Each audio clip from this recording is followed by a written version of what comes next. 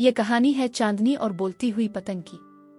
ایک دفعہ کا ذکر ہے، ایک چھوٹی سی پیاری لڑکی تھی جس کا نام چاندنی تھا۔ چاندنی کو پتنگ اڑانے کا بہت شوق تھا، لیکن اس کا ایک خاص خواب تھا، وہ ایک ایسی پتنگ بنانا چاہتی تھی جو بول بھی سکے۔ ایک دن چاندنی کو اپنے نانا کی پرانی کتابوں میں ایک جادوئی نقشہ ملا۔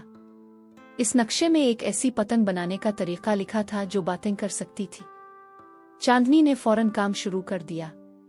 اس نے چمکدار کاغذ اور خاص دعا کے ساتھ وہ پتنگ بنائی۔ جیسے ہی چاندنی نے پتنگ کو آسمان میں چھوڑا، اچانک پتنگ بول پڑی، ہائے چاندنی میں ہوں فرفر، شکریہ چاندنی۔ چاندنی حیران بھی ہوئی اور خوش بھی، لیکن فرفر کا ایک راز تھا، وہ صرف اسی بچے کے لیے بولتی تھی جو خود پر یقین رکھتا ہو۔ چاندنی اور فرفر نے آسمانوں کی سیر کی، بادلوں سے دوستی کی اور ہر بچے کو یہ سبق سکھایا کہ اگر آپ خود پر یقین رکھو تو جو چاہو حاصل کر سکتے ہو۔